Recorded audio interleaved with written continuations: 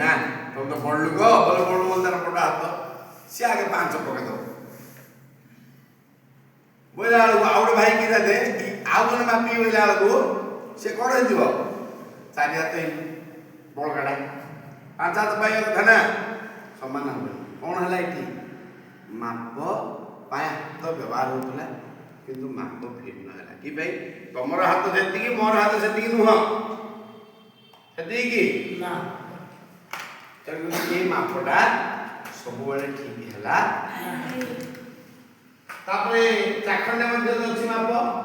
ଆମେ ହଠାତ୍ କରିଦେଉନେ କି ଚାଖଣ୍ଡେ ମାପ କରିଦେଉଛେ ହାତ ମାପ କରିଦେଉଛେ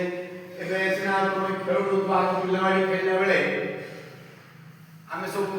ବିଲବାଡ଼ି ଖେଳିଲା ବେଳେ ବାଡ଼ିରେ ମାପିବୁ ବିଲରେ ମାପିବୁ ନା କି ତାପରେ ବାଟି ଖେଳୁଥିଲେ ବାଟି ଗୋଟେ ଗାତଟି ଥିବ ନାଇଁ କି ଭୂମିରେ ଏବେ ଭୂମି ମାଟି ରୋଡ଼ ସିନା ମାଟି ଥିଲେ କି ଖେଳିଥାନ୍ତା ଆଉ ତ ମାଟି ନାହିଁ ସବୁ ସିମେଣ୍ଟିଂ ହେଇଗଲା ତ କ'ଣ ବାଟିଟା ଗଡ଼େଇବେ